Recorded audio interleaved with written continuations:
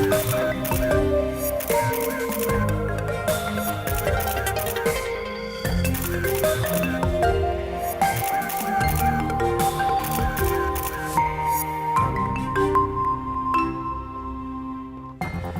былі размовы пра рэчы, якія цікавяць кожнага звычайнага чалавека, які жыве ў Беларусі.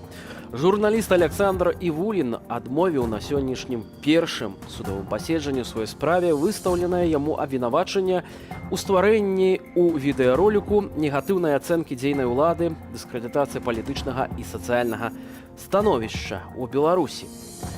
Рыторыка Лукашэнкі становіцца ўсё больш ваяўнічай, пагражае адказам краінам Балтыі і Украіне, а таксама анансуе новыя вайсковыя вучэнні з Расіяй. Студыя Белсат, Віталь Бабін. Вітаю гаспадарства і запрашаю далучыцца да нашай жывой трансляцыі цягам гадзіны пра самае важнае і актуальнае за гэты панядзелак.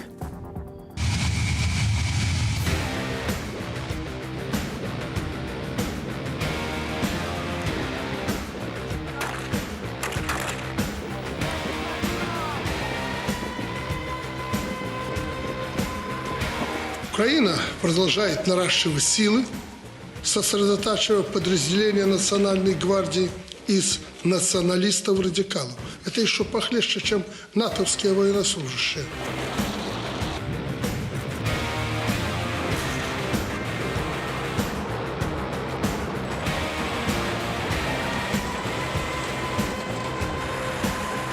Это должны быть нормальные учения по отработке определенного замысла в противостоянии с этими силами Запада, Прибалтика и Польша и Юга Украины.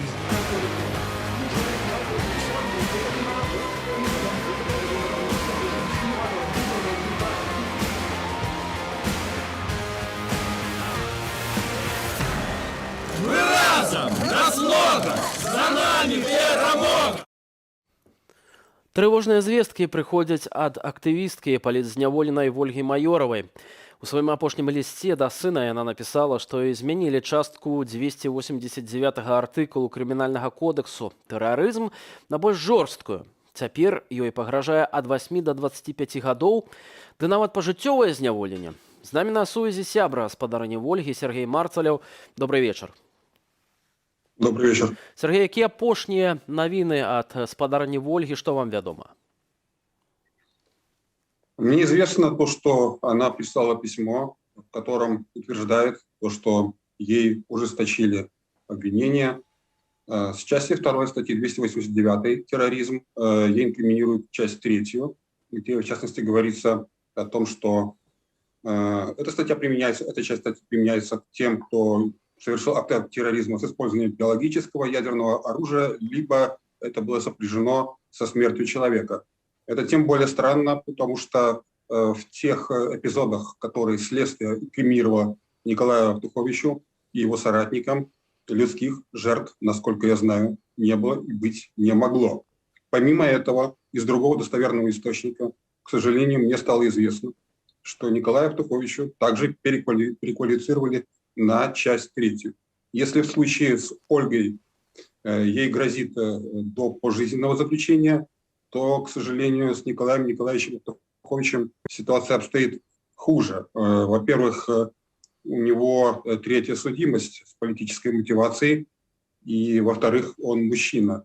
То есть, поскольку часть 3 предполагает смертная казнь, мне бы не хотелось об этом говорить всерьез, но я вынужден, то есть ему могут присудить к высшей мере наказания. Я разговаривал с белорусским адвокатом, специалистом по уголовному праву. Он меня убеждал, что если не было человеческих жертв, то высшая мера наказания не применяется. Но, с другой стороны, вы знаете нашу правоприменительную практику. Иногда не до законов, как сказал известный персонаж.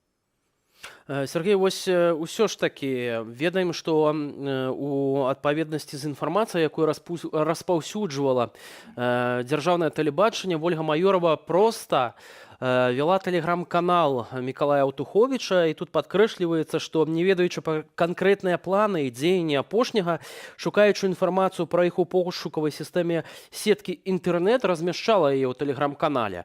Ці тут нават з гэтага сюжэту не вынікае, што віна спадарні Вольгі толькі палягае на тым, што яна была адміністратарам тэлеграм-канала, і не можа быць ніякай гаворкі пра змяненне больш жорсткага артыкулу, у тым ліку з ахвярамі, як вы сказали? Я, к сожалению, очень ограничен в возможности комментировать, потому как я не знаю позиции на следствии ни Ольги Майоровой, ни Николая Автуховича, что они признают или наоборот отрицают. Поэтому могу исходить только из той информации, которую донесла государственная пропаганда. Мне неизвестна причина, по которой Ольге изменили меру пресечения. Точнее, не меру пресечения, прошу прощения, изменили статью на более тяжкую. Знаю то, что всех обвиняемых по делу Автуховича собрали в Гродненской тюрьме, и это говорит о том, что, скорее всего, вскоре состоится суд, насколько мне стало известно. На суде мы, разумеется, узнаем намного больше о подробностях дела. Опять-таки, я не буду комментировать, была она редактором этого телеграм-канала или нет. Из того, что я видел в пропагандистском фильме «Тротил протеста», по-моему, это была вторая часть, на следственном эксперименте Ольга демонстрировала, что она держала в руках оружие и практиковалась в стрельбе. Ну, или не практиковалась, возможно, это была какая-то забава. Какое это было оружие, тоже непонятно. Во всяком случае, такой следственный эксперимент был, и его показала госпропаганда. З ліста Ольгі Майоровай да свайго сына вынікае, што у спадарні Вольгі праблемы са здароўем, з ціскам. І што вам вядома пра гэта? Таму што досыць трывожныя такія звесткі, бо яна сама напісала, што для яе што 3, што 20 гадоў не мае розніцы. Мне было очень больно это читать. У Ольги действительно были проблемы со здоровьем. Я помню еще тот период 2020 года, когда мы достаточно тесно сотрудничали. Она тяжело перенесла ковид, и последствия этой болезни тоже для нее были очень непростыми, равно как и давление, которое ей постоянно, собственно говоря, портило ей настроение, и она себя действительно временами очень плохо чувствовала. Я подозреваю, что в тюрьме это только усугубилось, как и происходит со всеми болячками. Што ж, мы толькі будзем спадзявацца, што ў спадарні Вольгі ёсць вытрымка і сілы, каб усё гэта перажыць. Дзякуй вам вялікі за гэтую размову. Сергей Марцалеў быў з намі на сувязі, сябра актывісткі Вольгі Майоравай, якой пагражае, згодна з артыкулам тэрарызм, нават пажыццёвае зняволенне. Агулам жа 984 асобы ў Беларусі цяпер прызнаныя палітычнымі вязнямі. Студэнта Гарадзенскага універсітэту Андрэя Герасімовіча судзілі за тое, што ён кінуў камень у бок міліцэйскай машыны. Суддзя пастанавіў, што гэта быў гвалт у дачыненні сілавікоў і групавыя дзеянні, што парушаюць грамадскі парадак. Вырак 2,5 гады ў калоніі. Наш наступны ролік жыве вашай увазе.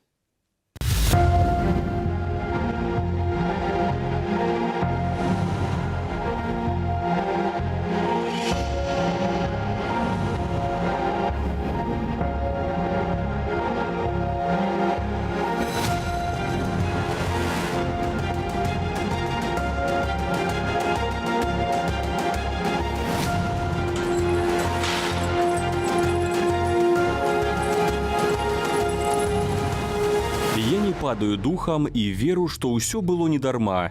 Ні аб чым не шкадую. Калі б вярнуць усё назад, я б зрабіў гэтак жа.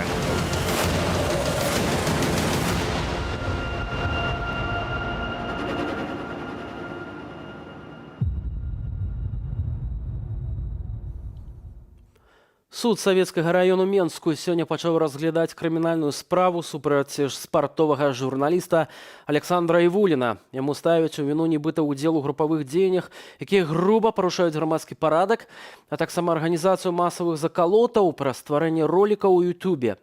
Апрача таго, Менск Транс выставіў Александру Івуліну пазоў на 39 000 беларускіх рублёў. Сябры Сашы запісалі зварот, каб яго падтрымаць.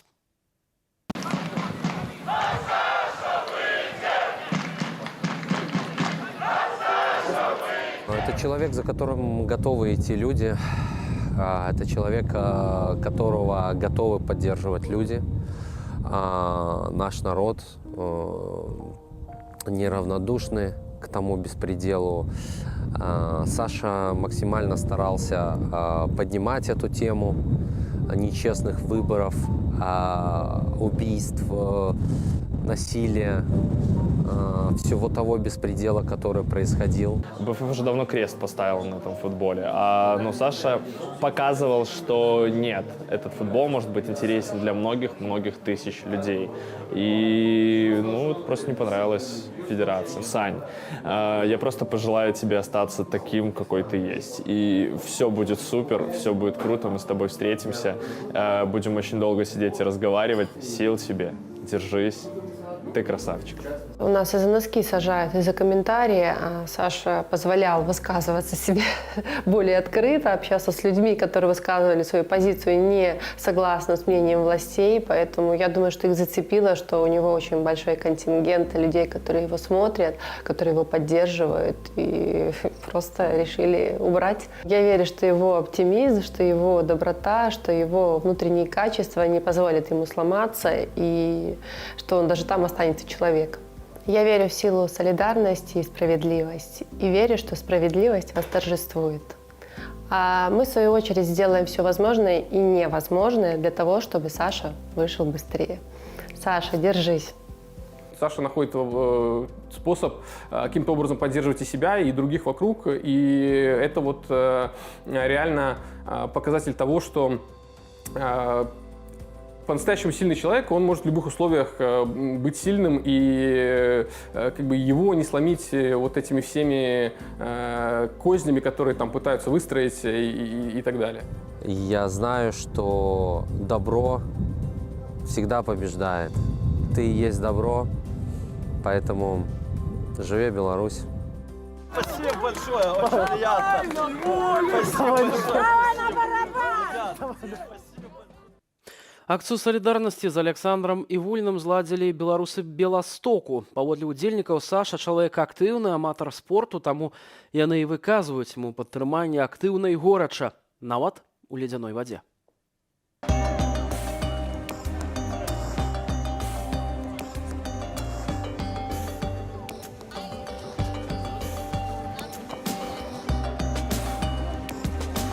У нас акція у підтримку Саші Івуліна, над яким починається так званий суд у Білорусі. Наші мужчини підтримують Сашу. У нас були і футбольні матчі у підтримку його. І на кожній нашій недільній акції ми об Саші вспоминаємо. І у нас є футболки з його номером, і його ім'я і прозвищем. Живе Білорусь! Живе! Живе Білорусь! Живе! Тун-тун! Саша! Идет! Хочется передать слово поддержки Александру. Гэты цирк, который устраивают там и называют судом, это все бесполезно. Саша обовязково выйдет, и он сумленный человек, и он застанется в истории Беларуси назавжди.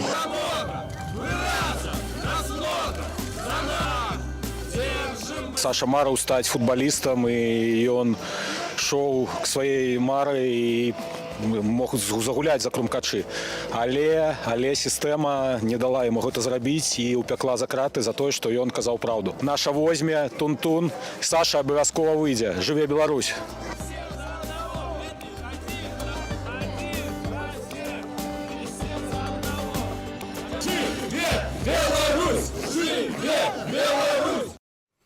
Спадарства, апошняя навіна, якую мы атрымалі ад тэлеграм-каналу «Матолька памагі». Пад Баранавічамі аўтобус «Экалайнс» рэйсам Варшава-Менск ўсё ж такі з'ехаў у кювет і стаіць пад вялікім вуглом. У любы момант ён можа перакуліцца, і людзі там працягваюць знаходзіцца ўнутры. Першапачаткова паведамлялася, што гэты аўтобус перакуліўся. Калі вы ведаеце нешта больш пра гэтае здарэнне, калі ласка, просім вас паведаміць пра гэта ў наш бот нашага тэлеграм-каналу «Белсат». Ну а мы працягваем выданне, і трагічная навіна са сталіцы. У менскім метро загінуў 26-гадовы мужчына. Раніцай ён упаў на рэйкі перад цягніком на станцыі Пралетарская. Маладзён памёр на месцы здарэння. Рух цягнікоў на аўтазаводскай лініі метро на некаторы час быў спынены, але цяпер працуе ў штатным рэжыме. Па факце смерці маладзёна следчы камітэт ладзіць правяранне, вывучае запісы камераў відэаназірання, апытвае відавочцаў. І здарэнне ў нацыянальным аэрапорце. Самалёт узбекскіх авіялініяў, які выконваў рэйс Ташкент-Менск, пры пасадцы выкаціўся за межы ўзлётна-пасадачнай паласы. Ніхто са 115 пасажыраў не пацярпеў, паведамляе прэсавая служба аэрапорту. Пра здарэнне ў Менску не пайшоў на пасадку шэраг самалётаў. 2 рэйсы Санкт-Петербург-Менск і Москва-Менск дыспетчары скіравалі ў паўночную сталіцу Расіі. Не здолеў прызямліцца персанальны самалёт Лукашэнкі. Ягоны борт скіравалі ў Берасце. Праз дрэннае надвор'е праблемы з пасадкаю назіраюцца і ў аэрапорце Гомля. Былы прэзідэнт Украіны Пятро Парашенка вярнуўся на радзіму і паехаў на суд у сваёй справе. Самай раніцы ля кіеўскага аэрапорту Жуляны, куды з Варшавы прыляцеў палітык, сабраліся тысячы ягоных прыхільнікаў. На памежным кантролі, як сцвярджае сам былы прэзідэнт, у яго на 15 хвілінаў забралі пашпарт. З аэрапорту былы прэзідэнт паехаў у Пячэрскі суд Кіева, дзе яму мелі вызначыць меру стрымання. Пятра Парашэнку падазраюць у дзяржаўнай здрадзе і спрыянні тэрарыстычным арганізацыям. 5-га прэзідэнта Украіны вінавацяць у арганізацыі злачыннай схемы пастаўкі вугалю з часова акупаваных тэрыторыяў і фінансаванне тэрарыстычных арганізацыяў ДНР і ЛНР памерам амаль $55 мільёнаў у эквіваленце. Сярод фігурантаў справы былы міністр энергетыкі, а таксама лідар апазіцыйнай платформы «За жыцця» Віктор Медведчук. Ён пад хатнім арыштам. 6 студзеня Пячэрскі раённы суд Кіева арыштаваў усю маёмасць і бізнес-актывы 5-га прэзідэнта Украіны. З намі на сувязі палітычны эксперт з Украіны Геннадзій Дубаў, выкладчык Кіеўскага нацыянальнага універсітэту. Добрый вечар. Добрый вечер. Спадар Геннадзій, справа аб дзяржаўнай здрадзе 5-га прэзідэнта Украіны. Ці мы маем нешта выключнае ў гэтай сітуацыі? Ці ўсё ж такі няма недатыкальных? Ну, исключительно, наверное, то, что президент прошлый сегодня пребывает в суде, хотя на самом деле мы имеем опыт господина Януковича, который осужден, хоть и заочно, и мы год назад тоже имели подобное мероприятие в отношении господина Порошенко, которому избирали меру пресечения, и однако то уголовное дело, судя по всему, на сегодня закрыто. Даже в Украине те, кто интересуется его состоянием, не знают, что с ним. По срокам, по нашему законодательству, оно должно быть закрыто. Но сегодня видится так, что это наиболее, так скажем, перспективная для правоохранительных органов история, в том смысле, что мера пресечения реальная, типа домашнего ареста или содержания под стражей, она, скорее всего, будет избрана. Вот на сегодняшнюю минуту суд находится в совещательной комнате, и думаю, что на протяжении пары часов... Я прапаную вам і нашим гледачам паслухаць, што сам казаў сёння ў судзе Пятро Парашенка, бо ён лічыць свой пераслед палітычна матываваным у аэрапорце яшчэ перад паездкай у суд. Вот што ён сказаў. Так сильно вони нас чекали. Гэтак моцна яны нас чакалі, гэтак моцна яны нас баяцца, гэтак моцна яны аддаюць незаконныя загады сілавікам для таго, каб ціснуць на апазіцыю і дыскрэдытуючы нашу дзяржаву ва ўмовах рэальнага росту пагрозы расійскага ўварвання. Усе свае высілкі яны скіравалі не на абарону дзяржавы і не на супрацьдзеянне агрэсару, а на змаганне з апазіцыяй. Спадар Геннадзь, тут іншае пытанне. Сам Пятро Парашенко заявіў, што сцэнар Навальнага ва ўкраіне не пройдзе. Больш за тое, што ці можам мы правесці нейкія паралелі ўвогуле са справай і вяртаннем Навальнага ў Расію, а таксама з вяртаннем Михаіла Саакашвілі, які таксама вярнуўся ў Грузію і быў арыштаваны? Думаю, что нет. Сам Петр Алексеевич Порошенко, думаю, что хотел, чтобы эти параллели были. Именно он выбрал день возвращения 17 января, как это было в случае с Навальным. Но украинская власть в этом смысле поступила мудро. Его не задерживали в аэропорту, хотя на это было судебное решение. Рейс и борт не перенаправляли, соответственно, из одного аэропорта в другой под любыми предлогами. Совершенно спокойно дали господину Порошенко, ну если не считать небольшой заминки на паспортном контроле, ему дали возможность прилететь, ему дали возможность зайти на территорию Украины, провести митинг со своими сторонниками, лично сесть в свой автомобиль и приехать в суд. И дальше под судом мы наблюдали тоже небольшие, ну, относительно небольшие для такого случая волнения, в том смысле, что там присутствовало порядка 1000 человек, пару улиц перекрыли, но в целом ожидания были намного более высокие. В плане Саакашвили он возвращался в Грузию, уже имея действующие и вступившие в законную силу приговоры суда. Порошенко, пятый президент наш, он на сегодняшний день является лишь обвиняемым в процессе, никаких приговоров в его отношении не постановлено. И на сегодня мы лишь наблюдаем избрание меры пресечения по уголовному делу, которое, соответственно, уже более года активно расследуется и находится в медийной повестке Украины.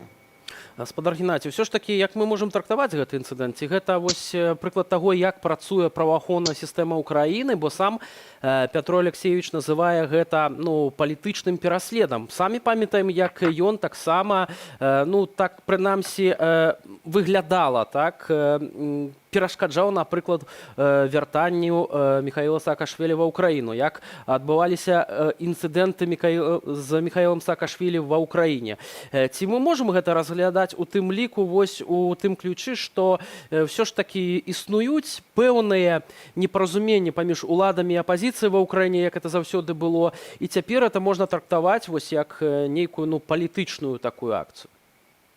Ну, вы знаете, господин Порошенко, он позволяет себе действительно очень много, в том числе некорректной критики по отношению к действующему президенту Зеленскому. И мы помним предвыборную кампанию, где Зеленский сказал, что «я ваш приговор». Это цитата его на дебатах, которые происходили на стадионе Олимпийский в городе Киеве. Через эту призму действительно есть основания считать, что речь идет о политическом деле, но следует понимать, что оно не может быть иным, поскольку касается действующего политика и главы одной из фракций Верховной Рады, достаточно численной. Сегодня в этом уголовном производстве фигурантом одним является Медведчук, один из сопредседателей наибольшей фракции оппозиционной в Верховном Совете. Но специфика заключается в том, что в этой фракции оппозиционной платформы есть второй сопредседатель, который является действительным носителем рейтинга президентского, это господин Юрий Анатольевич Бойко. И в этом смысле вот спектр оппозиции, условно, который ориентируется на юг и восток Украины, он на сегодня представлен лидером, действующим, который обладает максимальной поддержкой в стране. Если будет речь идти о, в частности, взятии под стражу или домашнем аресте круглосуточном господина Порошенко, то другая часть электората и политическая сила, которая ориентируется на Западную Украину, она, по сути, будет обезглавлена, действительно. И поскольку там нет более ярких лидеров, чем Петр Алексеевич, или сопоставимых даже лидеров. То есть партия чисто лидерского типа, и в этом смысле действительно оппозиционная сила вот этого спектра получит определенный удар. Но можно ли говорить о том, что Порошенко полностью безосновательно преследуется? По крайней мере, если не вдаваться в анализ документов юридических, то значительная часть населения Украины действительно имеет запрос на наказание, по их мнению, на преступные действия Порошенко, какими бы они ни были. То есть само обвинение не имеет значения. У господина Порошенко очень высокий антирейтинг среди украинцев, и ровно поэтому он и проиграл выборы с, по сути, разгромным счетом человеку, которого еще за полгода до этого в принципе не рассматривали как претендента на пост президента Украины. А не можа здарыцца зусім наадварот, бо сёння вось падчас гэтага мітынгу каля аэрапорту вядоўца прадставіў Петра Парашэнку як 5-м і 7-м прэзідэнтам Украіны. Ці гэтая справа не можа дадаць больш высокага рэйтынгу былому прэзідэнту? Я думаю, что частично мобилизируют его сторонников эти события. Однако, то, что я говорил выше, антирейтинг, то есть количество антипатиков господина Порошенко, оно настолько критично, их более половины населения Украины. Поэтому 7-м стать ему, ну, это практически возможно лишь в фантазиях его сторонников. Он может быть лидером определенной части населения Украины, но собрать консенсус в обществе после всего того, что происходило на протяжении его каденции и после, я думаю, что шансов у него примерно нет никаких. И это подтверждает социология украинская, которая с 2019 года говорит об одном и том же. Критичный антирейтинг, то есть невозможность перепрыгнуть через половину, минус половину даже. То есть, что бы ни случилось на сегодняшний день, господин Порошенко, я думаю, что вряд ли рассматривается и Зеленским, и его командой, и в принципе украинцами, как следующий 7-й лидер нашей страны. Спадар Геннадзій, яшчэ хацеў бы, не магу не абмеркаваць з вами одну тэму, гэта тэма дачыненняў паміж афіцыйным Кіевам і Менскам. Александр Лукашенко сёння заявіў, што Украіна нарошчвае вайсковую прысутнасць на межах з Беларусю, і Служба бяспекі Украіны гэта ўжо назвала фэйкам і інфармацыйнай вайной. Ці мы маем яшчэ сёння больш вострую сітуацыю ў адносінах паміж Кіевам і Менскам, і як у дадзенай сітуацыі можа Кіеў адрэагаваць вось на ўсе гэтыя заявы Александра Лукашэнкі, у тым ліку улічваючы той факт, што хутка распачнуцца вайсковыя учэнні акурат такі ў самай межы з Украінай?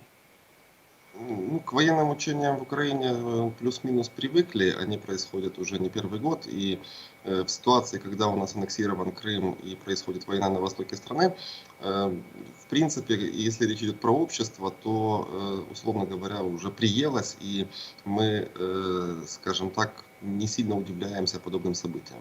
Что касается отношений с Минском, то после инцидента с господином Протасевичем и посадкой самолета принудительной на территории Беларуси, фактически эти отношения уже перешли в полуофициальные. У нас, насколько я понимаю, отозван посол, нет авиасообщения, нет ЖД-сообщения, нет официальных контактов. Хотя ряд хозяйственных отношений, в частности по электрической энергии, продолжается на сегодняшний день, но в целом, если мерить температуру отношений Украины и Беларуси, то они ниже нуля, очевидно. И в этом смысле украинская власть сделала ряд таких шагов, которые, наверное, не позволят при наличии во главе государства Беларусь Лукашенко дальше, вот, по крайней мере в этом формате, каким-то образом официально общаться. Пазіцыя афіцыйнага Кіева ў адносінах да Александра Лукашэнка, у тым ліку незалежных журналістаў, увогуле журналісцкай супольнасці Украіны больш-менш цяпер зразумела, яго называюць самаабвешчаным кіраўніком Беларусі. Самыя украінцы, як яны цяпер трактуюць Лукашэнку? Ці ён не становіцца калісьці вельмі папулярны палітык ва Ўкраіне, ну, ворагам фактычна Украіны? Ну, до событий последних выборов и до событий с Протасевичем Лукашенко был самым популярным иностранным лидером среди украинцев. У него в этом смысле, когда проводили опросы, показывало, более половины украинцев считали его наиболее авторитетным лидером иностранного государства, по их мнению. После этих событий упало, наверное, раза в 2. То есть, но по-прежнему можно исходить из того, что 30% украинцев до сегодняшнего дня считают Лукашенко президентом Беларуси, во-первых, а во-вторых, тоже отдают ему предпочтение среди лидеров международных. Но тут в этой связи нужно понимать, что несмотря на все события последних уже более чем 7 лет в отношениях с Российской Федерацией, уровень доверия, к примеру, к Владимиру Путину у украинцев на подконтрольных территориях достигает порядка 15%. Поэтому тут у нас есть специфика в этом смысле. Но, возвращаясь к вашему вопросу про Лукашенко, его уровень доверия к нему и уровень восприятия его среди украинцев после последних выборов упал приблизительно в 2 раза. Зразумела, дзякуй вам вялікі за гэтую размову, за гэты аналіз. Спадарства Геннадзь Дубаў быў з намі палітычны эксперт і выкладчык Кіеўскага нацыянальнага універсітэту. Мы яшчэ да адной тэмы, можна сказаць, тэмы балючай для ўсіх беларусаў, усіх тых, хто зазнаў пераслед і, канешне, атрымаў сапраўдныя пашкоджанні падчас пратэстаў 2020 года. Гэта у тым ліку агнястрэльныя раненні. Міжнародная праваабарончая арганізацыя падрыхтавала даклад пастаўкі інструментаў рэпрэсій у Беларусь аб незаконным выкарыстанні зброі для разгонаў дэманстрацыі ў парушэнні правоў чалавека. І у апублікаваным дакуменце сярод іншага аналізуецца менш смяротная зброя замежнай вытворчасці і агнястрэльная зброя, якая выкарыстоўваецца сіламі бяспекі Беларусі для здушэння мірных пратэстаў у згаданым 2020. Адметна, што зброя паходзіць з заходніх краінаў. Вось што нам распавёў эксперт па зброі Олег Жданов. Давайте паслухаем.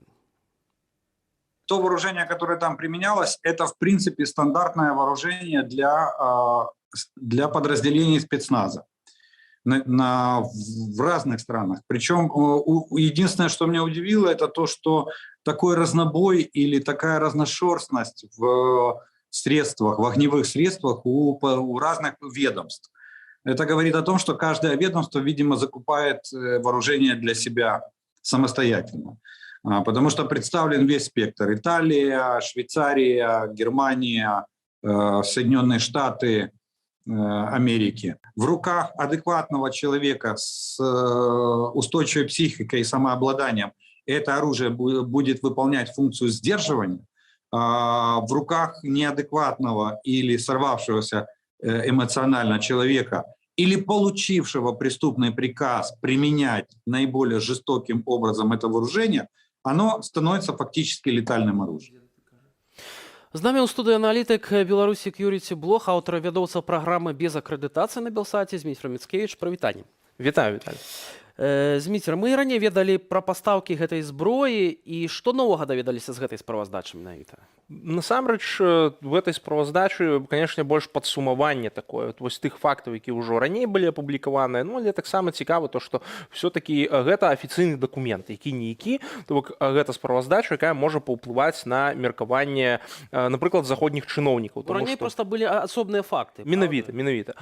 І вось тут таксама паказаныя схемы вельмі добра. Вось, хаця і ў расследаваннях Белсату таксама пра гэта казалася ўжо, аб тым, якім чынам гэтая зброя можа трапляць у Беларусь в абыход санкцыяў. Таму што мы ведаем, што ў Беларусь пастаўкі такіх узбраенняў забаронены з краінаў Еўразвязу, агулам з краінаў захаду. Ну, бо ёсць эмбарга з 2008 года.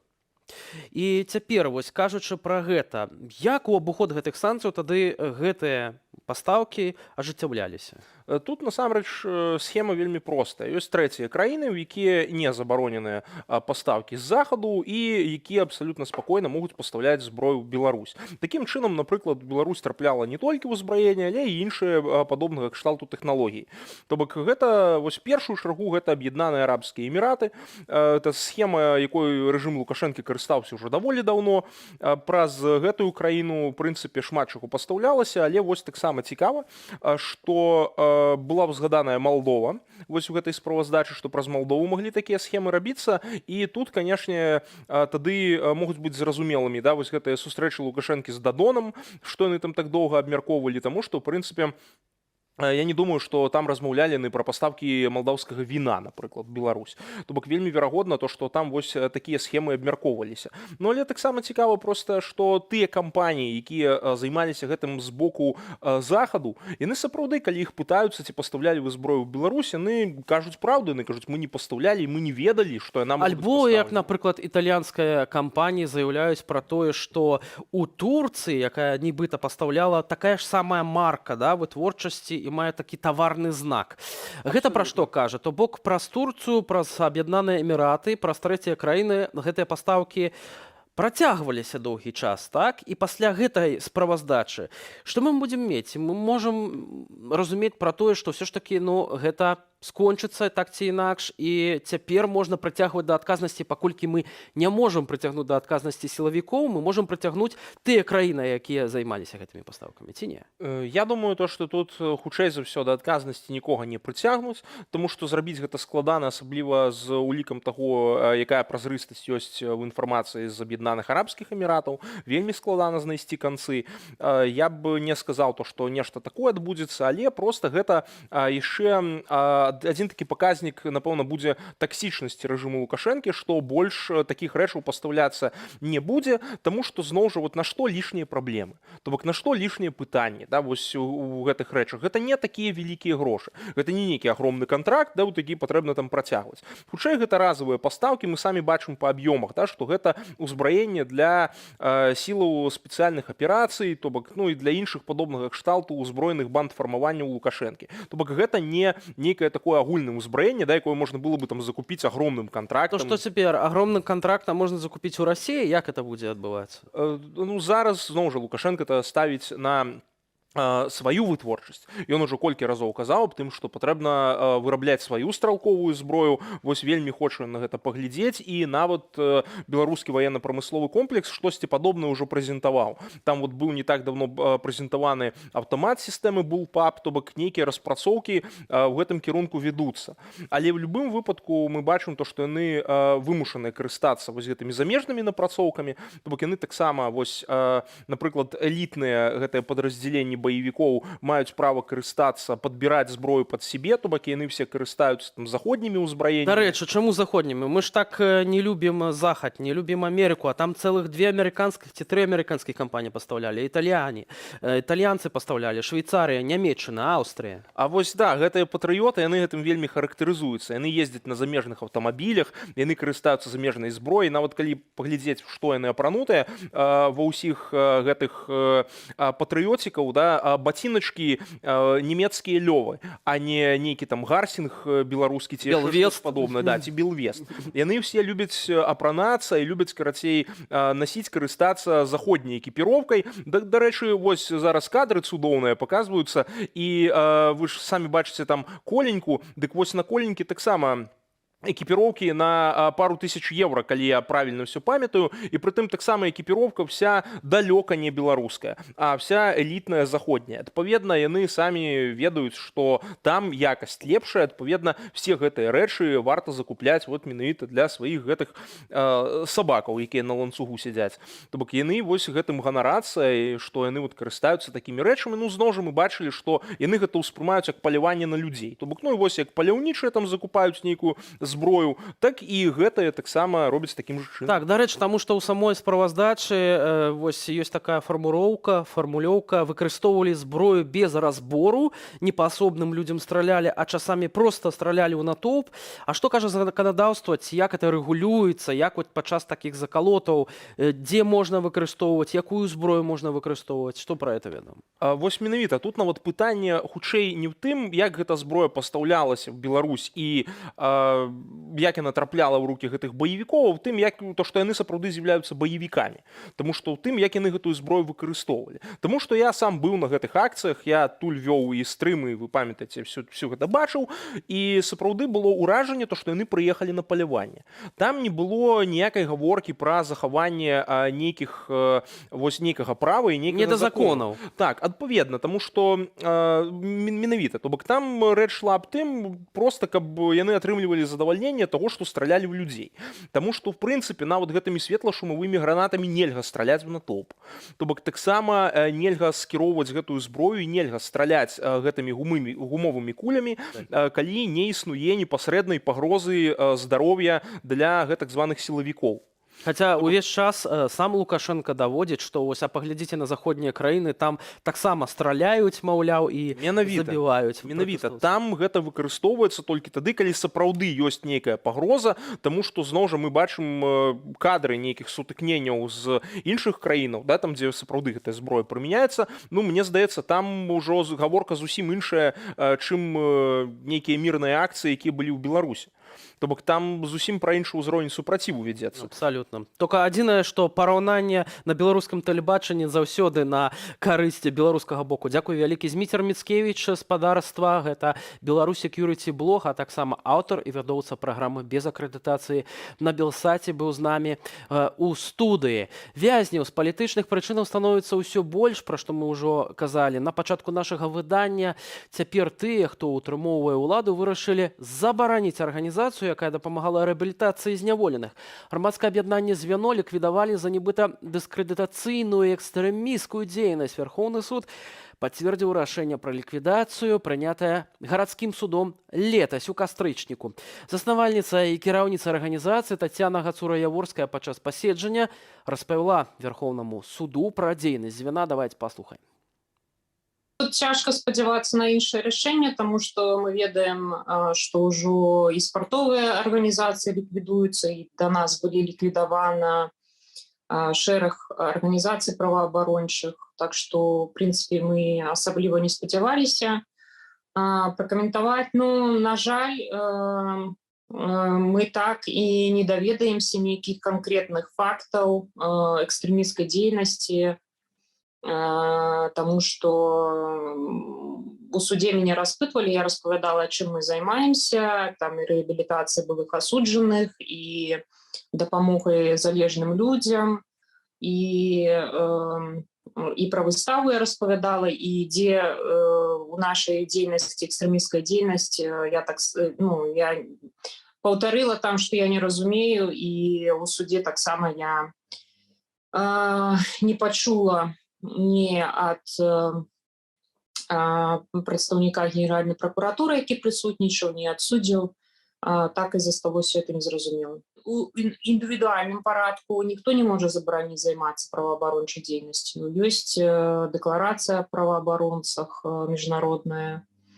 Вось, так што, ну і, канешне, мы, як беларусы, мусім прарастаць і будзем спрабаваць зарэгістраваць новую арганізацыю. Так што, ну, як бы, ўсё гэта непрыемна, але, ну, мусім рухацца ў тых умовах, якіх існуем далей. Ну а Лукашенко зноў за сваё. Ён заявіў, што Беларусі пагражаюць краіны Балтыі, Польша і Украіна, ды анансаваў новыя вучэнні «Саюзная рашучасць 2022», якія маюць распачацца ўжо ў лютым. Вось што Лукашенко заявіў на сустрэчы з вайскоўцамі.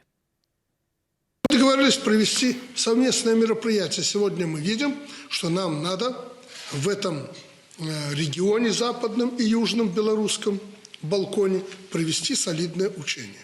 И эти учения не должны быть чисто белорусскими. Это должны быть нормальные учения по отработке определенного замысла в противостоянии с этими силами Запада, Прибалтика и Польша и Юга. Тэлеграм-каналы аблятаюць свежыя відэа з прыбыццём расійскай вайсковай тэхнікі ў нашу краіну. Сам Лукашенко сёння, як вы ўжо, напэўна, спадарства, заўважылі, хрыплым голасам заявіў, што ўжо ў лютым разам з Расіяй правядуць вайсковы вучэнні, каб супрацьстаяць агрэсіі НАТО, краінаў Балтыі, Польшы і Украіны, карацей усім ворагам, якія атачылі бедную Беларусь, не даючы ёй спакойна і мірна жыць. Вайсковую рыторыку Лукашэнкі абмяркуем разам у гэты вечар з палітычным аглядальнікам Александром Класкоўскім. Добрый вечер. Добрый вечер. Спадар Александра, раней Лукашенко больш-менш неяк асцярожна казаў пра Украіну. Сёння гэтая рыторыка больш такая ваяўнічая. У сувязі з размовамі аб умяшанні Расіі на тэрыторыю Украіны, ці збіраецца Лукашенко усур'ёз ваяваць з нашымі паўднёвымі суседзямі, ці наважыцца ён на гэта? Ну, я думаю, что Лукашенко не самогубца, и он разумее, что реальная война это нікому мало не здасться, калі казаць коротко. Гэта гульня з агнём, і гэта падгульванне Крамлю. Таму што Лукашенко вельмі чуйна стараецца улавіць тое, што патрэбна Крамлю, што патрэбна Пуціну, бо у сваю чаргу у яго пасля падзеяў жніўня 2020 года абвастрылася патрэба ў крамлёўскай падтрымцы. Тады пад ім захісталася крэсла, тады Крэмль загаварыў пра гэты транзіт улады і гэтак далей, і сёння Лукашенко Лукашенко усяляк, вось ён вылузваецца са скуры, каб даказаць Путіну, даказаць Крамлю, што я вам патрэбны, я вам незаменны. І ён гуляе на імперскіх комплексах, на тым, што сёння Кремль стараецца узяць Захад, так бы мовіць, на арапа, ці кідаць такія панты, кажучы жаргоннай мовай, найперш палохаючы тым, што вось калі вы не адкажаце на наш ультыматум станоўча, то мы там нападзем на Украіну і гэтак далей. Таму менавіта праз не хачу, магчыма, беларускія ўлады абвастраюць дачыненні з Кіевам. Праз не хачу, таму што насамрэч вялікі гандаль з Украінай пры станоўчым для Беларусі сальда, ну і заўсёды былі традыцыйна добразычлівыя дачыненні пры розных украінскіх прэзідэнтах. Ну, у Беларусі, як вядома, кіраўнік не мяняецца. А тут Лукашенко, калі ён раней казаў, што я калі прыеду, дык не на танку, а на трактары, дык цяпер ён паказвае і ўсім сваім выглядам і сваімі заявамі, што ён калі спатрэбіцца, дык і на танку прыедзе. Хаця насамрэч я думаю, што безумоўна нават са стратэгічнага пункту гледжання наступ з беларускай тэрыторыі праз гэтыя палескія балоты гэта не перспектыўны варыянт. Таму звышзадача тут проста напружыць, так бы мовіць, агульнага ворага, паказаць, што вось не слухацца нас і рабіць па-свойму гэта будзе дорага абыходзіць. Спадар Александр, вы сказалі, што Лукашенко все ж таки не наважыцца, а ці можа ён стаць нейкім трыгерам вось у гэтым супрацьстаянні Захада і Расіі? Ці можа ён нейкім чынам падштурхнуць Пуціна і Расію ўсё ж таки распачаць нейкі сур'ёзны вайсковы канфлікт, ці у бліжэйшай будучыні вы не бачыце перспектыў для гэтага? Ну, увогуле, калі гуляць з агнём, ведаеце, калі раз за разам чыркаць запалкамі каля бочкі з бензінам, дык урэшце можна дагуляцца. Але я думаю, што насамрэч, вось, магчыма, я тут выказваю насуперак нейкаму такому мейнстрыму прагноз, таму што цяпер модна сярод аглядальнікаў казаць, што вось-вось грымне вайна, мы на мяжы і гэтак далей. Насамрэч, я яшчэ раз падкрэслю сваю думку, я думаю, што гэта гульня мускуламі, самі мускулы расійскія, яны ўжо насамрэч друзлыя. Гэта ўжо не тая дзяржава, якой быў Савецкі Саюз. Гэта проста ў сваіх гэтых марах, у сваіх гэтых фантомных імперскіх трызненнях хочацца гэтым крамлёўскім валадарам, каб па-ранейшаму штаты лічылі роўным сапернікам, каб быў гэты біполярны свет, каб ўсё было падзелена на сферы ўплыву, але пораху на гэта ўжо няма. Не той эканамічны патэнцыял, і як бы не хваліліся яны вайсковай моцай, ўсё адно зразумела, што моц НАТО значна большая. Ну і самае галоўнае, калі сапраўды распачаць сапраўдную вайну, якая перарасце ў ядзерную, то ну, гэта ж капец усім. І пры ўсёй сваёй авантурнасці, я думаю, тыя, хто ў Крамлі, каля Крамля, у іх жа вялікія багацці, у іх там маёнткі, вілы на захадзе, рахункі, там дзеці вучацца, і таму яны не такія камікадзы, не такія самагубцы, каб усё гэта распачынаць усур'ёз. Яны проста вось меркаванне такое, што ага, Захад жа гнілы, гэта мы крутыя такія хлопцы, гэта такое паводзіны хулігана, што кінуць панты, напалохаць, каб яны адступілі, каб яны аддалі там свае кашалькі і гэтак далей. Таму я думаю, што, канешне, рызыка заўжды ёсць пры такіх гульнях, але мне здаецца, што будзе аблом і у Крамля, і у беларускага кіраўніцтва ў гэтым плане, як атрымаўся аблом з тым жа міграцыйным крызісам. Ну вось, напэўна, з вашай пазіцыі таксама пагадзіўся б і палітолог Сергей Николюк. Ён кажа, што ў сувязі з гэтай заявай Александра Лукашенко, што Украіна нібыта нарошчвае вайсковую прысутнасць на межах з Беларусю, ну няма ніякіх рэальных падстаў для трывогі з гэтай прычыны на украінскай мяжы, і на ягонае меркаванне ваенная рыторыка разлічана адно на унутры расійскага спажыўца. Лукашенко мусіць падтрымліваць усе гэтыя гульні у салдацікаў, бо моцна залежыць ад Расіі. Давайте послухаем. Говоря о политике, которую проводится в рамках белорусской модели, невозможно отделить ее от политики, которую проводит Россия. То есть она не может ей противоречить или вообще быть иной. А какова же политика, внешняя политика России? Это политика на конфронтацию. Почему? Для какой цели? А для цели исключительно внутренней. Потому что в России нет у власти иного способа консолидировать общество, как нагнетать истерию вокруг образа врага. Реальной угрозы сегодня со стороны Запада, со стороны НАТО нет. Слухайте, спадар Александра, ну вось ён апошнім часам змяніў рыторыку, ўсё пасля Казахстану вось кажа пра гэтае нарастанне вайсковай прысутнасці на межах з Беларусю, і тут тэма рэферэндуму паступова чамусьці сыходзіць з дзяржаўнага журналісцкага медыяполя. Дзяржаўныя медыі, магчыма, і асвятляюць гэтую тэму, аднак з вуснаў самога Лукашэнкі пакуль няма нейкіх заяваў. Чаму, на ваш погляд, гэтая тэма цяпер не гучыць з вуснаў Лукашэнкі? Ну, по вялікім рахунку, яму гэты рэферэндум ужо не патрэбен, і ўсё гэта коціцца па інерцыі. Я не думаю, што ён будзе скасоўваць рэферэндум, бо ўжо шмат было сказана на гэтую тэму, цяпер адкручваць гэта не салідна, мякка кажучы. Але відавочна, што на сённяшні дзень Лукашенко, відаць, пераканаў, ці амаль што пераканаў Пуціна, што спяшацца з транзітам улады не патрэбна. Я яшчэ раз нагадаю, што гэта пытанне пра так званую канстытуцыйную рэформу было ж пастаўлена тады ў жніўні-верасні 2020 года, калі сапраўды была крытычная сітуацыя, і Крэмль думаў, як трохі ўлагодзіць гэты беларускі крызіс. А цяпер у Лукашэнкі з'явіліся козыры, што, па-першае, ён закачаў у асфальт самі пратэсты, па-другое, ён можа сказаць Пуціну: ты паглядзі, Владимир, што ў Казахстане. Вось, бачыце, дагуляліся там з транзітам.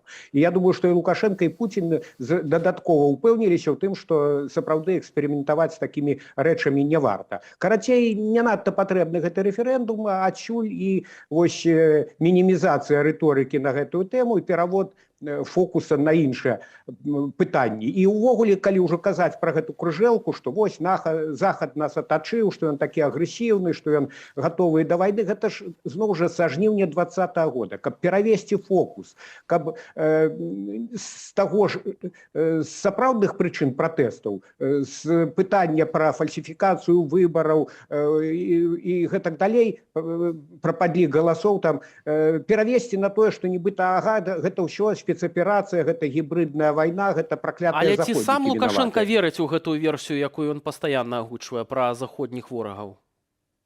Ну, цяжка сказаць, таму што мне здаецца, што у пэўнай ступені гэта робіцца цынічна, але калі ўвесь час гэта паўтараць, Лукашенко, на мой погляд, гэта такі чалавек, які вельмі лёгка сам сабе ўнушае пэўныя міфы, каб яму было камфортней у псіхалагічным плане. Таму я думаю, што у пэўнай ступені ён ва ўсё гэта верыць, тым болей, што ён да мозга касці такі чалавек савецкі. У яго старая гэтая загартоўка, ён некалі яшчэ быў палітруком і кіраўніком таварыства веды савецка, а там гэтыя стэрэатыпы убіваліся жалезна, што Захад гэта вораг, НАТО гэта падступны монстр, таму гэта у яго глыбока ў свядомасці сядзіць. Спадар Александра, усё ж такі, вяртаючыся да тэмы рэферэндуму, ўсё ж такі размова вялася пра тое, пра перадачу паўнамоцтваў усебеларускаму народнаму сходу. Паколькі ён пасля Казахстану думае, ці варта перадаваць гэтыя паўнамоцтвы, ці ёсць варыянт, што ён будзе цяпер, а рэферэндум, як вы кажаце, ўсё ж такі адбудзецца, ўсё ж такі прагаласуюць як трэба, дакладней ЦВК заявіць гэтую лічбу, як прагаласавалі беларусы, ці ён будзе тады займаць две пасады прэзідэнта і старшыні гэтага усебеларускага народнага сходу адначасова, ці ўсё ж такі Лукашенко ўжо задумваецца пра пераемніка, і калі задумваецца, то хто б гэта мог быць? Ну, я даўно прагназаваў, неаднойчы ў сваіх каментарах казаў, што, напэўна, Лукашенко аб'яднае дзве гэтыя пасады, таму што сапраўды ўсё ж такі гэта канстытуцыя пераразмяркоўвае паўнамоцтвы, і вось з'яўляюцца два цэнтры сілы, так бы мовіць. І вось у гэтай сітуацыі, каб утрымаць паўнату ўлады ў сваіх руках, асабліва пасля казахстанскіх падзеяў, я думаю, што Лукашенко будзе займаць два крэслы. І прэзідэнцкае цяперашняе крэсла, і крэсла старшыні прэзідыума усебеларускага сходу. Тады фактычна для яго нічога не мяняецца, нават узмацняюцца паўнамоцтвы, бо гэты сход сам по сабе будзе валодаць вялікай сілай, там і скасоўваць усе рашэнні, магчыма там мяняць канстытуцыю і гэтак далей. Так што я думаю, што гэта амаль што гарантавана можна прагназаваць, што ён пойдзе такім шляхам. Што тычыцца пераемніка, ну, ён гоніць ад сябе гэтыя думкі. Іншая рэч, што вось мы не ведаем, які стан здароўя ў яго, і, магчыма, нейкія абставіны, зноў жа, праз не хачу прымусіць пра гэта думаць. Але гэта толькі вось у крытычнай нейкай сітуацыі. Я думаю, што пакуль ён сваімі пальцамі здолее утрымліваць гэтыя вось стырно ўлады, ён будзе яго утрымліваць. Таму што ён заўжды быў чалавекам падазроным, недаверлівым. Я думаю, што нават свайму атачэнню ён до конца не давярае. Ну а казахскі варыянт, я ж думаю, лічылася, што Назарбаев вельмі ўжо адданага чалавека ставіць, які ніколі не падвядзе. А тут, бачыце, той, як асядлаў крэсла, праз нейкі час вырашыў пазбавіцца ад гэтага елбасы. Гэтаксама і ад беларускай елбасы можа ягоны наступнік ці ягоны пераемнік пазбавіцца. Таму мой прагноз такі, што Лукашенко да апошняга будзе трымацца за ўладу, і калі нейкі транзіт будзе адбывацца, то ўжо у надзвычайных умовах, і па якім сцэнарыі ён пройдзе, гэта невядома. Спадар Александра, і ўсё ж такі у нас застаецца адна хвіліначка літаральна. Што б вы маглі сказаць наконт гэтага рэферэндуму? Ці ён можа ўсё ж такі спракаваць нейкія нечаканасці для нас, у тым ліку магчымыя пратэсты? Ці гэта ўсё ж такі вы выключаеце цалкам у сувязі з той вялікай часткай рэпрэсіяў, так, якая зараз пануе ў Беларусі?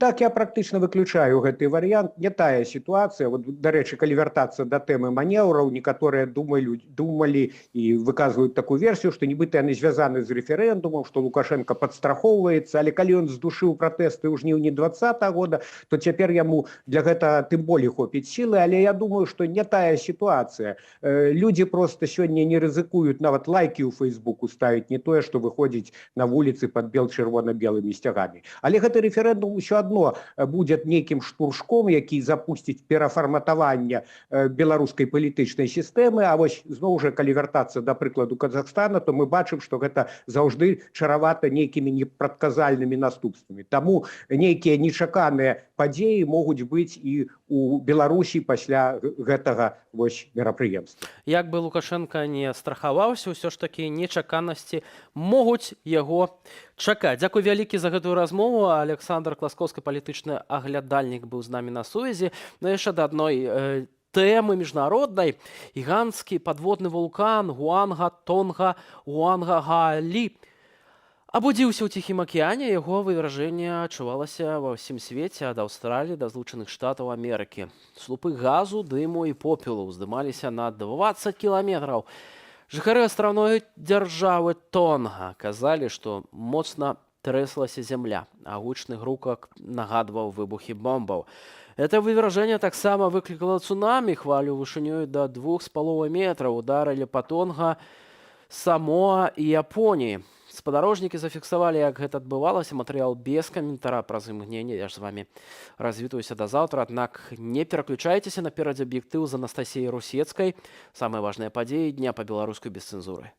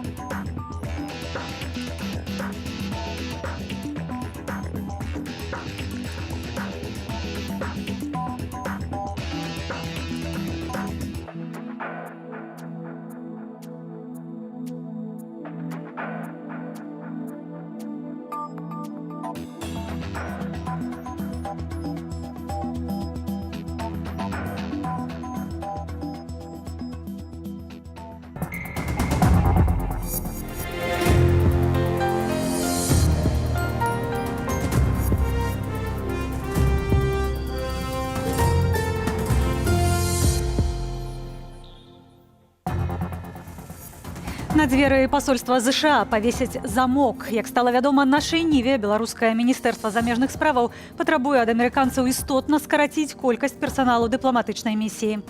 Добрый вечар. У студыі працуе Анастасія Русецкая. Запрашаю на аб'ектыў. Зніжка на 10% пры такой жа інфляцыі. Ці ўратуе дзяржава ад росту цэнаў?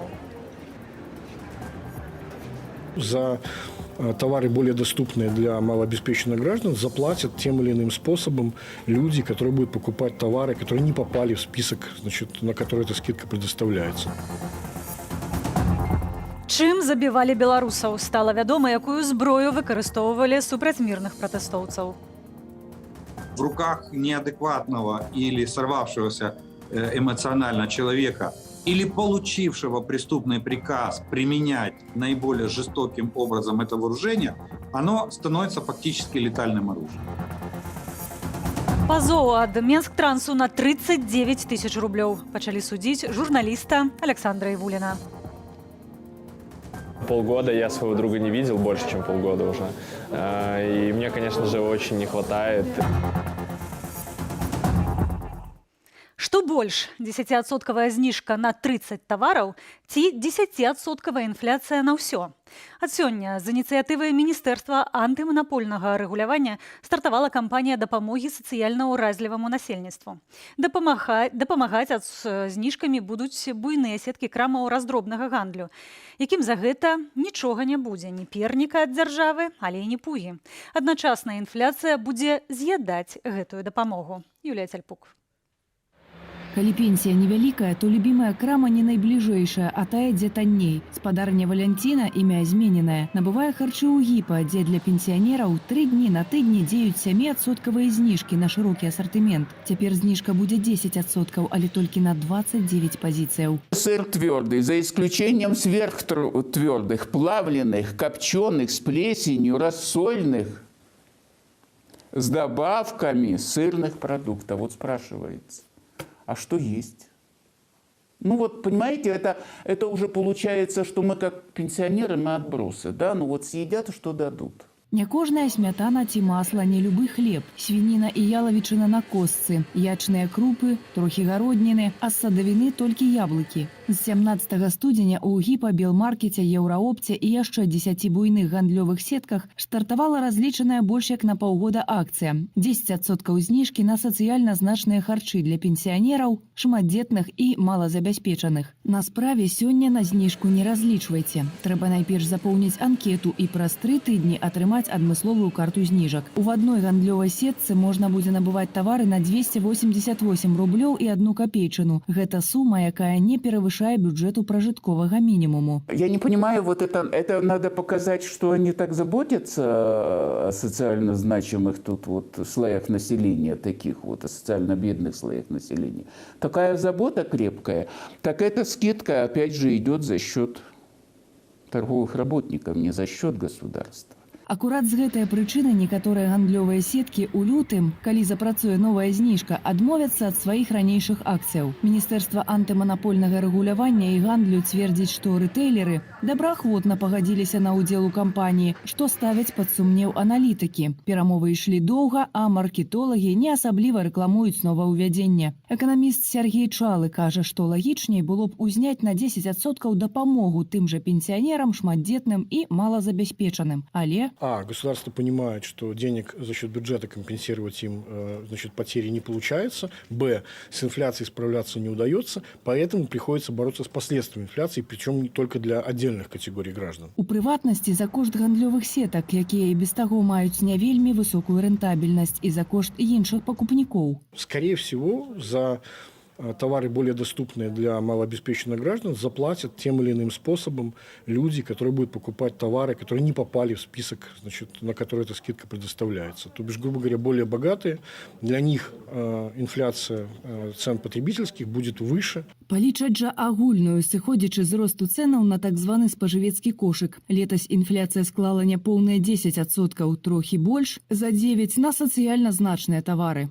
У першым квартале сёлета інфляцыя застанецца ў гэтым дыяпазоне, прагназуюць эксперты Еўразійскага банку развіцця. Еўразійскі банк развіцця чакае, што рост спажывецкіх цэн у першым квартале будзе знаходзіцца каля 10% паводле гадавога вымярэння і можа запаволіцца пры паслабленні вонкавага цэнавага ціску. Для зніжэння інфляцыі могуць спатрэбіцца захады рэгулятара. То бок адміністрацыйнае стрыманне коштаў. Сумна яшчэ і тое, што 10% зніжка знікне 17 ліпеня, але інфляцыя застанецца да канца года. Юлія Цельпук, Белсат. Лукашенко бачыць пагрозу з боку Польшчы, Украіны і краінаў Балтыі. Пра гэта ён заявіў падчас справаздачы пра супольнае вучэнне з Расіяй, запланаванае на люты. Зацвердзіў Лукашенко і назву вучэнняў «Саюзная рашучасць 2022». Дакладную дату вучэнняў пакуль не вызначылі. Данным на настоящее время в Польше на границе с Беларусью и Прибалтикой сосредоточено более 30 тысяч военнослужащих с техникой, вооружением и так далее. Варшава обратилась в НАТО с просьбой развернуть в данном регионе многоэшелонированную систему тылового и технического обеспечения. Как люди военные мы сразу задаем вопрос, зачем? Лукашенко таксама заявіў, што працягвае нарошчваць сілы каля беларускай мяжы і Украіна. Паводле яго, на памежных тэрыторыях сканцэнтраваныя падраздзяленні нацыянальнай гвардыі з, цытата, нацыяналістаў-радыкалаў колькасцю 10 тысяч вайскоўцаў. Служба бяспекі Украіны назвала гэтыя заявы правакацыйнымі і маніпулятарскімі. Чым забівалі беларусаў? Міжнародная федэрацыя за правы чалавека апублікавала справаздачу аб незаконным выкарыстанні рэжымам Лукашэнкі розных відаў зброі для разгону мірных акцыяў пратэсту ў Беларусі ў 2020 годзе. Прааналізавалі таксама законнасць продажу розных відаў зброі ў Беларусь. Падрабязней Владзімір Старыковіч. Сотні збітых, сур'ёзна траўмаваных, пакалечаныя, агаломшаныя і забітыя людзі. Падчас пратэстаў 2020 года ў Беларусі журналісты і прадстаўнікі грамадзянскай супольнасці збіралі і дакументавалі выкарыстаныя патронныя гільзы і аскепкі боепрыпасаў, што заставаліся на вуліцах пасля дзеянняў так званых сілавікоў. Цяпер жа Міжнародная федэрацыя за правы чалавека падсумавала і апублікавала гэтыя матэрыялы ў адпаведнай справаздачы. Вынік уражвае. Большая частка найменняў з гэтай калекцыі зброі прыдатная да вядзення сапраўдных баявых дзеянняў і выкарыстоўвалася зброя зусім не кропкава. Вялікая колькасць пацярпелых сведчыць аб тым, што ўлады, якія ўжылі сілу супраць натоўпу з небяспечнай адлегласці ў спробе разагнаць пратэст, ужылі яе не супраць асобна ўзятых агрэсіўных пратэстоўцаў, але без разбору супраць натоўпу, што па вызначэнні з'яўляецца незаконным у адпаведнасці з міжнародным заканадаўствам. У спісе зброі замежнай вытворчасці, што ўжывалася для разгону мірных акцыяў, напрыклад, помпавы драбавік «Ремінгтон 870», на ўзбраенні губазіку драбавік «Мосберг Маверик 88» і помпавыя стрэльбы «Мосберг 500» у Амапу, Алмазу і Альфы. Усе вытворчасці ЗША, ружо-драбавік «Фаб-Арм» 12-го калібру і паўаўтаматычная стрэльба «Бенелі М4 Супер-90» у Алмазу, Альфы, Асаму, Собру з Італіі, пісталет «Зигзауэр П-226» вытворчасці Швейцарыя і Германія, паўаўтаматычныя пісталеты «Глок Г-17» з Аўстрыі на ўзбраенні, у тым ліку у Альфы, КДБ і СБП. В руках адекватного человека с устойчивой психикой и самообладанием это оружие будет выполнять функцию сдерживания. В руках неадекватного или сорвавшегося эмоционально человека или получившего преступный приказ применять наиболее жестоким образом это вооружение, оно становится фактически летальным оружием. Што тычыцца боепрыпасаў, выкарыстоўвалі святлошымавыя і атрутныя гранаты вытворчасці Польшы, Чэхіі, Расіі і Украіны, патроны з Турцыі, Латвіі і Польшчы. Але якім чынам заходняя зброя трапіла ў Беларусь? Аўтары справаздачы дапускаюць, што яе прадалі беларускаму рэжыму ў парушэнне эмбарга еўразвязу на экспарт зброі ў Беларусь праз сетку пасярэднікаў. Тыя краіны, якія падпісаліся пад санкцыі супраць рэжыма Лукашэнкі яшчэ даволі даўно, і не пастаўляюць узбраенне непасрэдна ў Беларусь. Аднак прыватныя фірмы, якія на тэрыторыі гэтых краін працуюць, часам робяць гэтыя пастаўкі праз тэрыторыю трэціх краінаў. Прытым зноў жа яны не могуць кантраляваць гэта непасрэдна, таму што яны пастаўляюць гэта нейкай фірме з умоўных аб'яднаных арабскіх эміратаў, куды пастаўкі не забаронены. Міжнародная федэрацыя за правы чалавека накіравала запыты вытворцам зброі і ў адпаведныя міжнародныя інстанцыі наконт законнасці продажы зброі рэжыму Лукашэнкі. Уладзімір Старыковіч, Белсат.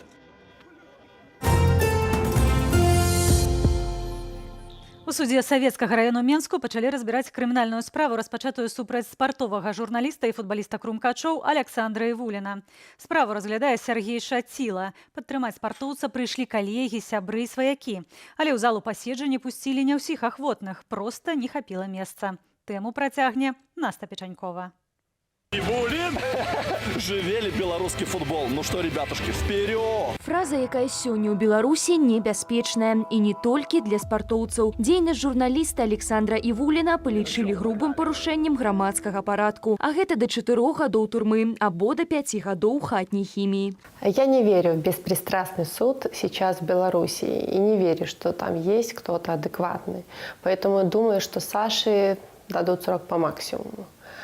Но я верю в силу солидарности и справедливости. И верю, что справедливость восторжествует. Абвінавачвае і Менск-Транс, які выставіў Івуліну пазоў на 39 000 беларускіх рублёў, нібыта за перакрыццё руху транспарту падчас акцыі пратэсту. Александр Івулін вядомы ў першую чаргу як корэспандэнт спартовага выдання «Трыбуна BY». Кантракт з менскім футбольным клубам «Крумкачы» ён падпісаў толькі летась. Вялікую ж папулярнасць Івулін набыў як аўтар ютуб-каналу «Чеснок», які асвятляў падзеі беларускага спорту і матэрыялы якога летась прызналі экстрэмісцкімі. Абвінаваўца на сённяшнім паседжанні заявіў: Вас вінавацяць у тым, што вы выклалі відэазапісы заахвочвальнага характару пра сацыяльныя, палітычныя і міжнародныя працэсы, якія адбываюцца ў Беларусі ў электаральны і постэлектаральны перыяд. На што Александр Івулін адказаў: Я абсалютна не разумею, дзе там былі падахвочванні. Ні ў водным роліку не было ніводнага закліку нешта рабіць і нешта мяняць. Людзі дзяліліся сваімі думкамі, выказвалі свае думкі. Таму я не разумею сутнасці выстаўленага мне абвінавачання. Упершыню Александра Івуліна затрымалі 15 лістапада 2020 года падчас маршу памяці збітага да смерці Рамана Бандарэнкі. Тады яго пакаралі штрафам 30 базавых велічыняў. Другое затрыманне адбылося 3 чэрвеня 2021 года. Пачатку спартоўца арыштавалі паводле адміністратыўнай справы на 30 сотняў, нібыта за нацыянальны сцяг на вакне. А пасля Александр стаў падазрываным у крымінальнай справе. Сёння падчас суда ў зале не было вольных месцаў. Столькі людзей прыйшло падтрымаць спартоўца. І гэта не ўлічваючы тых, хто не мог прысутнічаць там фізічна. Привет, меня зовут Саша Ивулин. Полгода я своего друга не видел, больше, чем полгода уже. И мне, конечно же, очень не хватает. И вот эта дата, 17 января, обведена красной ручкой. Жду и страшно от того, что не знаю, чего ждать. Я очень надеюсь, что приговор будет не столь суровым. И, ну, допустим, та же химия. Тун-тун! Саша, выйдзе! А вось так футбаліста і спартовага журналіста падтрымліваюць беларусы ў Беластоку. Тут штотыдзень ладзяць акцыі салідарнасці і супраціву. Гэтым разам яна была прамеркаваная да пачатку судовага працэсу над Александром Івуліным. Один за всех и все за одного. На кожной нашей недельной акции мы об Саше вспоминаем, и у нас есть футболки с ягоным номером. Мы не могли не падтрымаць яго, і таму сённяшняя акцыя ў яго нагоду, потому что наша возьме Тун-тун, Саша абавязкова выйдзе. Жыве Беларусь! Сённяшняе паседжанне ў справе Александра Івуліна скончылася. Вырак спартоўцу пакуль не вынесены.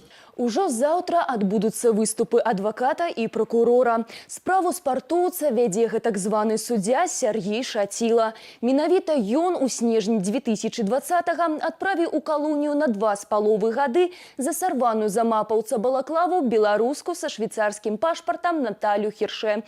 А таму ці можна спадзявацца на нейкі справядлівы вырак, пытанне хутчэй рытарычнае. Наста Печанькова, Белсат.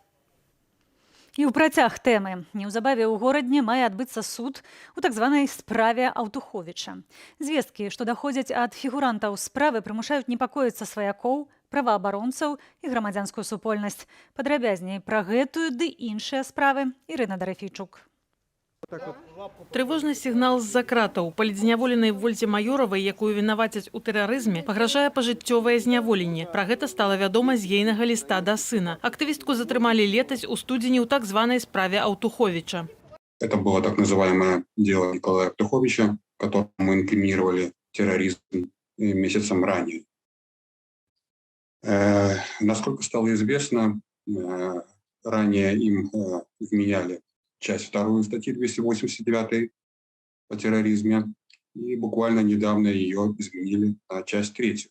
Паводле Сергея Марцелева, які спасылаецца на надзейныя крыніцы, такі ж артыкул інкрымінуюць і самому Мікалаю Аўтуховічу, ветэрану вайны ў Афганістане, якога ўжо двойчы каралі паводле палітычна матываваных абвінавачванняў. Хотя я разговаривал с белорусским адвокатом, который не занимается делом Аўтуховича, адвокат меня убеждал, что без человеческих жертв высшую меру наказания суд вынести не может. Но мы с вами помним, как это обыгрывается в нашем государстве. Бывает так, что сейчас не до законов. Это была цитата.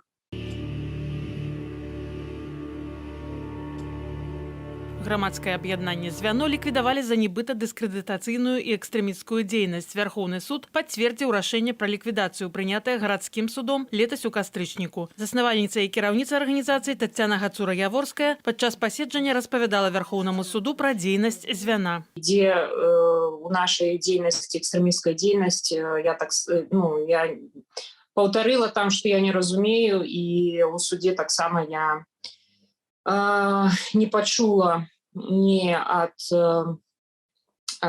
прадстаўніка Генеральнай пракуратуры, які прысутнічаў, ні ад суддзяў, так і засталося это незразумелым. Звяно праіснавала 8 гадоў. Арганізацыя займалася асветніцкаю дзейнасцю, рэабілітацыяй былых зняволеных, ладзіла выставы, фестываль дакументальнага кіно аб правах чалавека «Watch Dogs», узнагароджвала прэміі беларускіх рэжысёраў-дакументалістаў. Міністэрства юстыцыі мела прэтэнзіі да маніторынгу звяном працы сістэмы аховы здароўя ў часе пандэміі. Ірына Дарафійчук, Белсат. Арышт на 2 месяцы ці мільярд грыўняў закладу патрабуе пракуратура для Пятра Парашэнкі. 5-га прэзідэнта Ўкраіны абвінавачваюць у дзяржаўнай здрадзе. У суд Парашэнка прыехаў з лётнішча адразу па вяртанні на радзіму. Падрабязней у наступным матэрыяле. Аэрапорт Жуляна ў Киеве. 5-го прэзідэнта Украіны Пятра Парашэнку тут сустракалі некалькі тысяч ягоных прыхільнікаў. Він під захистом народу. Ён пад абаронай народу. Народ прыехаў гэта паказаць. Мы не дамо яго просто так пасадзіць за краты. Мы баронім найперш дэмакратыю і дзяржаву. Першу чергу. Мы не хочам, каб у нас было гэтак, як у Беларусі. Мы хочам, каб было лепш. Парашэнка пакінуў краіну дакладна месяц таму, адразу пасля таго, як ва ўкраіне яго западозрылі ў дзяржаўнай здрадзе і спрыянні тэрарыстычным арганізацыям. Сам ён тлумачыў, што паляцеў у міжнароднае турнэ, якое планавалася загадзя. На памежным кантролі, скардзіцца Парашэнка, ягоны біяметрычны пашпарт спраўджвалі 15 хвілінаў. Ён упэўнены, што пускаць Украіну не хацелі. Аднак, паводле палітыка сітуацыю удалося развязаць дзякуючы вялікай колькасці журналістаў побач. Што тычыцца справы, то паводле следства гаворка ідзе пра імпарт вугалю ў першыя гады вайны, калі ва ўкраіне здарыўся энергетычны крызіс. Расія продаж заблакавала і украінскую тэрыторыю з шахтамі акупавала. І нібы замест альтэрнатыўнага вугалю з Афрыкі Парашэнка арганізаваў куплю паліва з непадкантрольных тэрыторыяў Донбасу, чым нібыта дапамог Расіі і прарасійскім сепаратыстам. Сам палітык уважае справу за палітычную і тое, што адбываецца, называе ціскам на яго з боку дзейнага прэзідэнта. Так сильно вони нас бояться. Гэтак моцна яны нас чакалі, гэтак моцна яны нас баяцца. Гэтак моцна яны аддаюць незаконныя загады сілавікам для таго, каб ціснуць на апазіцыю і дыскрэдытуючы нашу дзяржаву ва ўмовах рэальнага росту пагрозы расійскага ўварвання. Пятра Парашэнку ў аэрапорце не арыштавалі. У Дзяржбюро расследаванняў паведамілі, што следчыя спрабавалі ўручыць яму позву ў суд, аднак атачэнне Парашэнкі зрабіць гэта паводле следства перашкодзіла. Праз 2 гадзіны пасля прылёту 5-га прэзідэнта краіны чакалі ў судзе. Выступіўшы на сцэне перад прыхільнікамі, ён туды і накіраваўся. У Пячэрскім раённым судзе паседжанне для абрання меры стрымання пачалося бліжэй да поўдня. Каля будынку суда Парашэнку таксама чакалі ягоныя прыхільнікі. Патрабаванне пракуратуры адправіць 5-га прэзідэнта Украіны пад варту з магчымасцю выйсці пад грашовы заклад памерам 1 мільярд грыўняў, альбо амаль 36 мільёнаў долараў США. Марина Янович, Марина Ступак, Евген Шаўченка, Белсат. Здарэнне ў нацыянальным аэрапорце. Самалёт узбекскіх авіялініяў, які выконваў рэйс Ташкент-Менск, пры пасадцы выкаціўся за межы ўзлётна-пасадачнай паласы. Ніхто са 115 пасажыраў не пацярпеў, паведамляе прэсавая служба аэрапорту. У выніку ў Менску не пайшоў на пасадку шэраг самалётаў. 2 рэйсы Санкт-Петербург-Менск і Масква-Менск дыспетчары скіравалі ў паўночную сталіцу Расіі. Не здолеў прызямліцца і персанальны самалёт Лукашэнкі. Ягоны борт скіравалі ў Берасці. Праз дрэннае надвор'е праблемы з пасадкаю назіраліся і ў аэрапорце Гомля. Беларусы супольна ратуюць гістарычную каштоўнасць. Пашкоджаны ураганам катэдральны касцёл у Магілёве. За 2 дні сабралі больш за 6 тысяч рублёў. Грошы патрэбныя на рамонт даху. Дапамог і Буслаўскі касцёл, перадаў лісты ДСП і адправіў альпіністаў, якія хутка пачалі працу. Накрываць дах пачнуць заўтра самыя парафіяне. Гэта часовае развязанне, каб абараніць святыню ад снегу. Касцёл у небаўзяцця найсвяцейшай панны Марыі святога Станіслава помнік архітэктуры 18 стагоддзя. Ён унікальны унутраным роспісам, фрэскамі, якія маюць вялікую мастацкую каштоўнасць. Штогод тут ладзяць міжнародны фестываль духоўнай музыкі «Магутны Божа». І адразу пасля аб'ектыву глядзіце праграму «Размова». Віталь Цыганкоў з госцем, гісторыкам з Нямецчыны Александрам Фрыдманам абмяркуе стаўленне новага нямецкага ўраду да процістаяння Расіі ды Ўкраіны, а таксама да беларускай праблемы. Я ж развітваюся. Для вас працавала Анастасія Русецкая. До сустрэчы.